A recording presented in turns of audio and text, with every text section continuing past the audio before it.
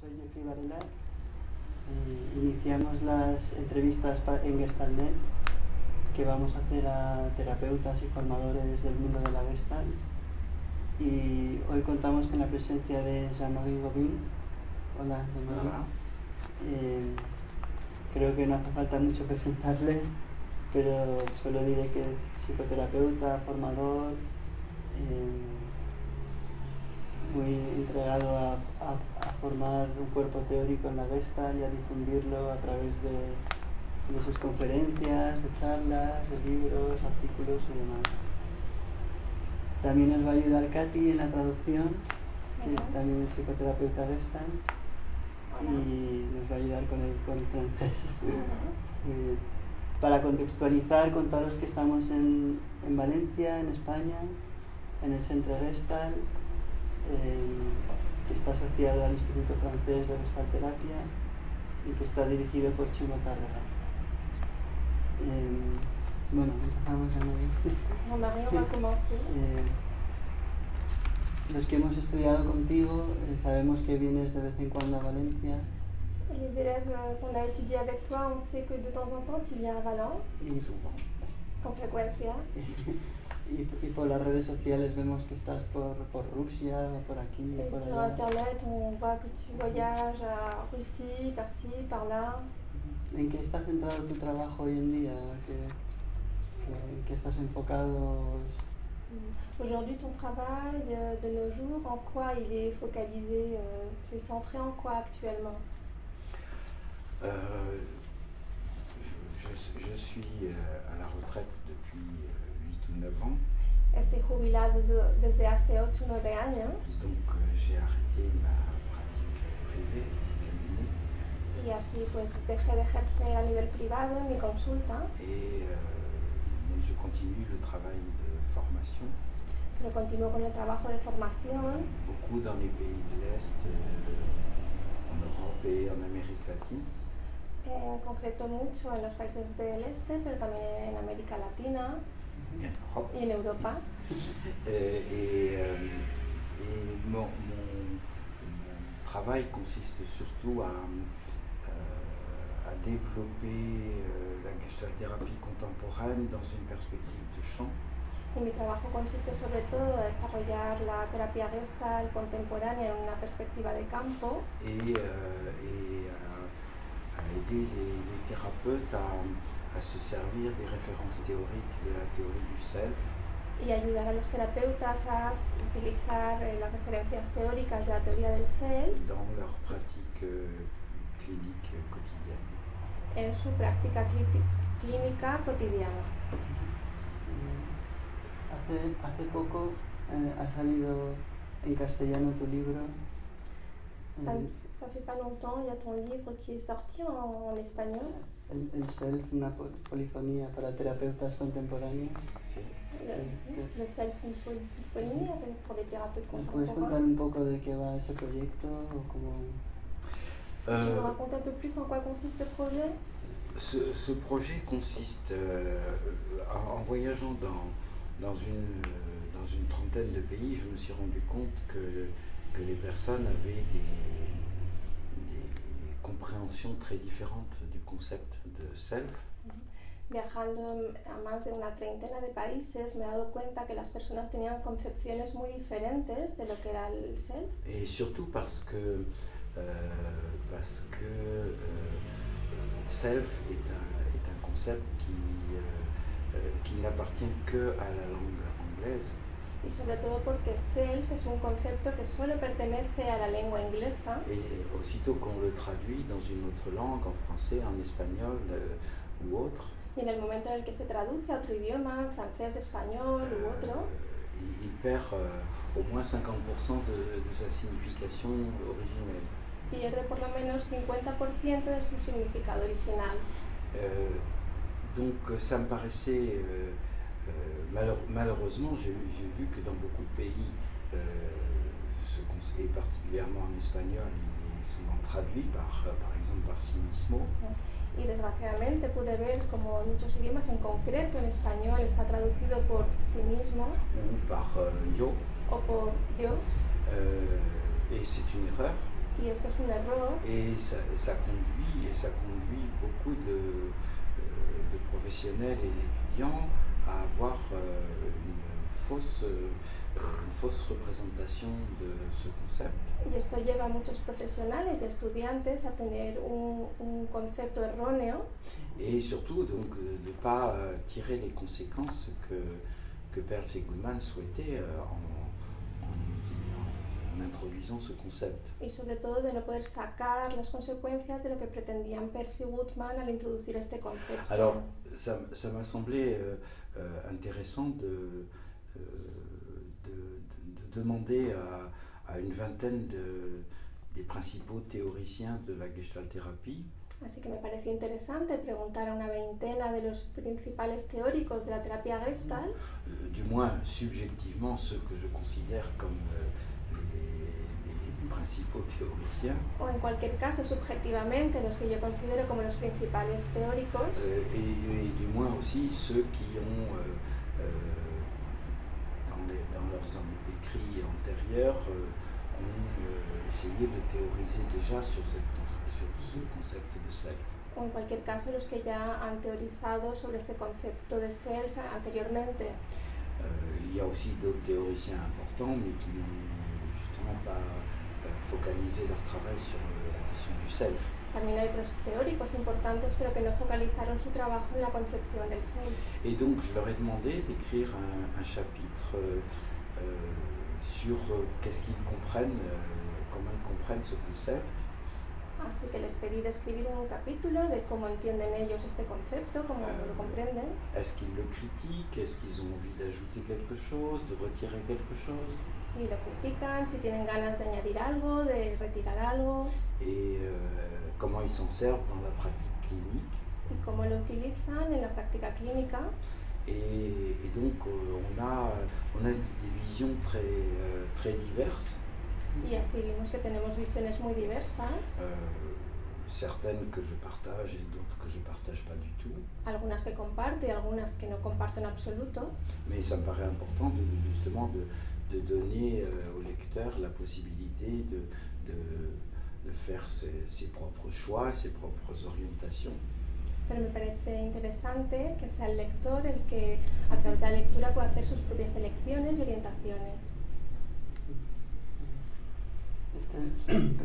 Este fin de semana pasado te hemos visto en Taormina, Sí. en el congreso, Week-end dernier, on t'a vu à Taormine, dans le congrès.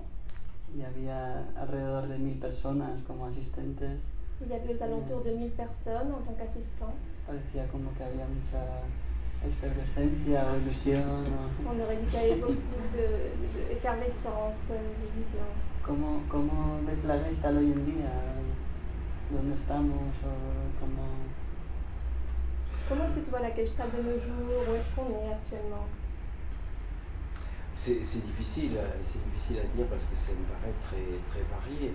Es difícil de decir porque me parece muy variado. Parce que la Gestalt-thérapie me paraît très répandue dans tous les pays.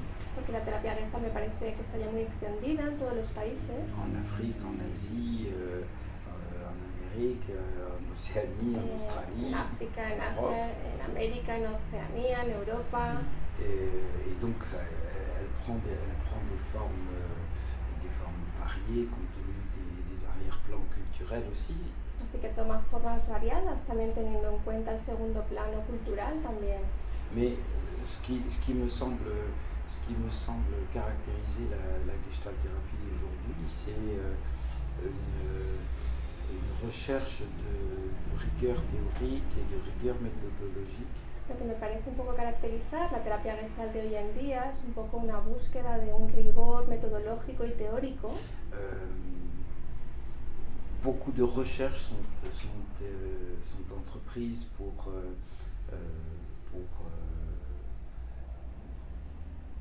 montrer l'efficacité, la pertinence de la Gestalt-thérapie selon les principes de la recherche scientifique. Hay muchas investigaciones que están ya comprometidas en esta búsqueda de confirmar pues la teoría, la practicidad de la teoría. et la pratique surtout. En la práctica, sobre todo.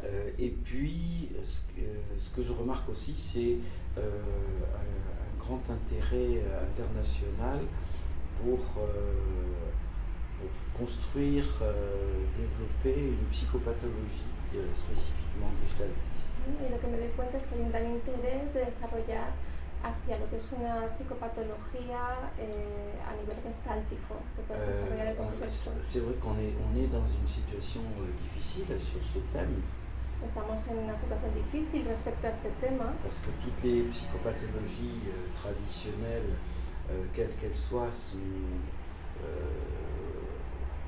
construites selon des modalités très individualistes. Porque todas las psicopatologías que están construidas sobre todo en una visión muy individualista. Et si on veut se situer dans une perspective de champ, il y a beaucoup de redéfinitions à élaborer. Y si queremos situarnos en una perspectiva de campo, hay que redefinir muchas definiciones, hay que elaborarlas. Sí, te iba a preguntar en qué dirección deberíamos ir J'allais te demander en justement cuanto a investigación, porque dans quelle direction devait aller par rapport aux recherches. en el Congreso se nos animaba a investigar. Est-ce que Sí, dans le Congrès, on nous a encouragé à faire des recherches? Ben, je crois que la recherche, pour moi, ça a deux objectifs fondamentaux. Para mí la investigación tiene dos objetivos fundamentales. Un premier objectif, c'est sans doute de donner au praticien des outils pour que lui-même soit encore plus clair à propos de ce qu'il fait. Un objetivo es dar en sí mismo al terapeuta unos instrumentos para que él mismo pueda tener más claro, con más claridad, saber lo que hace. Ça me paraît un objectif essentiel. Esto me parece un objetivo esencial. Et puis un deuxième objectif, c'est que dans une grande quantité de pays, Y un segundo objetivo es que en una gran cantidad de países les pouvoirs publics, les gouvernements qui veulent des preuves entre guillemets scientifiques. Los poderes públicos y los gobiernos que quieren, digamos, entre comillas, pruebas científicas de l'efficacité de cette thérapie, sobre la eficacia de esta pour terapia, savoir s'ils peuvent la situer dans les thérapies autorisées, conseillées, même remboursées par les assurances dans certains pays. para saber si pueden contemplarlas como en las terapias autorizadas, contempladas, incluso que se puedan reembolsar en la seguridad social de esos países. Alors, notre recherche, elle est beaucoup plus difficile que les recherches qui sont faites, par exemple, par les thérapies comportementales cognitives. Nuestras investigaciones son mucho más difíciles que las investigaciones, por ejemplo, hechas para las terapias comportamentales y cognitivas. Parce que dans la gestalthérapie, on ne fonctionne pas avec des protocoles comme eux. Porque en la terapia Gestalt no funcionamos con protocolos como ellos. On accompagne le client dans son propre processus. Acompañamos al cliente en su propio proceso. Et donc, ce sont des outils d'un tout autre ordre dont on a besoin et pas du tout ceux qu'on utilise en copiant les laboratoires pharmaceutiques. Por lo que son instrumentos de otro orden totalmente diferente, no como si fuera un laboratorio farmacéutico que tuviera que utilizar unos. Donc voilà, il y a beaucoup d'équipes de recherche dans le monde entier qui ont commencé depuis quelques années déjà à faire des recherches qualitatives et beaucoup plus que quantitatives. Entonces ya hay muchos equipos en el mundo entero que están haciendo investigaciones desde hace años con el fin de buscar parámetros más, no tanto cualitativos, ¿no? Oui, sino cuantitativos. Plus que quantitativos. Cualitativos más que cuantitativos. Tenía ganas de preguntarte sobre Goodman. J'avais envie de te demander à propos de Goodman. Porque tengo la impresión a través de tus cursos o tus libros, o quizá también por algo que leí en una entrevista Parce que j'avais un peu l'impression à travers des choses que j'ai en el lues. que hablabas de que fuiste a Nueva York tras la pista de Goodman y hablaste con su terapeuta, su mujer, y J'ai lu que tu étais partie à New Como- York à la recherche de como si lo Goodman, hubieras rescatado de la terapia Gestalt, como si no tuviera un lugar. à la recherche de son thérapeute, de sa femme, comme si tu étais un peu allée à sa recherche pour le rescaper un petit peu dans la théorie. ¿Qué descubriste en aquella época cuando fuiste tras su pista? ¿O qué Qu'est-ce te que, llevaste de aquella ocasión o experiencia? qu'est-ce que tu as découvert à ce moment? Tu as suivi un peu la piste. Qu'est-ce que tu as, quand on a sorti de cette expérience? Je dirais que j'ai découvert Goodman. Diría que descubrí a Goodman. Ce qui m'a importé, tu sais que j'étais pendant beaucoup d'années étudiant d'Isadore Fromm, qui était membre du groupe fondateur. Sabes que durante muchos años yo estaba formándome con Isadore Fromm, que era miembro del grupo fundador. Donc tout l'enseignement d'Isadore Fromm était organisé sur la partie théorique du livre fondateur de Peirce et Goodman. Y toda la enseñanza que nos traía Isadore Fromm estaba fundamentada en el libro de Peirce y Goodman. Et quand j'ai fait ce travail avec Isadore, j'étais déjà gestalt thérapeute. Y yo cuando hice este trabajo con Isadore, yo ya era terapeuta Gestalt. Mais dans mes formations antérieures, je n'avais jamais entendu parler de Goodman. Pero en mis formaciones anteriores nunca había oído hablar de Goodman. Jamais j'avais entendu parler du livre fondateur. Nunca había oído hablar del libro fundador. Alors, ce livre fondateur, c'est vrai qu'il a été entièrement écrit par Goodman. Es verdad que este libro fundador fue enteramente escrito por Goodman, Mais c'est un mélange des idées de Goodman et des idées de Peirce. pero es una mezcla de las ideas de Goodman y las ideas de Peirce. Et donc ce qui m'a importé dans ces années-là, c'est de faire connaître un peu l'œuvre de Goodman à la communauté française et internationale, parce que beaucoup de gens ne connaissaient pas. Lo que me interesó en ese momento sobre la obra de Goodman es darla a conocer a toda la comunidad de terapeutas franceses o no franceses que no la conocían. Et Goodman était un peu connu dans certains milieux politiques ou anarchistes. Goodman era conocido en algunos medios políticos y anárquicos, Un petit peu, mais très peu. un poquito, muy Mais poco, pas du tout dans le milieu des thérapeutes. pero para nada en el lado de los terapeutas. Et pas du tout chez les gestalt thérapeutes européens. Y en absoluto para los terapeutas Gestalt europeos. Donc c'est vrai, je suis allé à New York pour interviewer un certain nombre de gens qui l'ont connu, qui ont travaillé avec lui. Y es verdad que fui a Nueva York para entrevistarme con ciertas personas que lo habían conocido o trabajado con él. Et j'ai préparé un numéro spécial de la revue Gestalt que je dirigeais à ce moment-là. Y preparé un número especial de la revista Gestalt que yo dirigía en ese momento. Pour faire connaître Goodman au travers de ses témoignages, mais aussi d'articles inédits ou d'études sur lui, etc. Pero también para dar a conocer así a Goodman a través de sus trabajos o también artículos inéditos. Des textes de lui qui n'étaient pas traduits, des poèmes, etc. Des choses que je suis allé chercher dans d'autres livres et pas simplement de Gestalt thérapie. Textos suyos, incluso poemas que fui a buscar, aunque no fueran temas únicamente de terapia Gestalt. Yo creo que podemos acabar ahora porque tienes que dar un curso ahora también. Je crois qu'on peut terminer maintenant parce que je sais que tu dois préparer une séance maintenant. Comme tu veux. Como quieras. Y nada, darte las gracias por acceder a la entrevista. Je te remercie pour ce moment d'interview. Nos vemos por el mundo de la Gestalt. On se reverra dans le monde de la Gestalt. J'espère. Espero. Muy bien, gracias. Merci à toi. Gracias. Merci, gracias a ti. Gracias.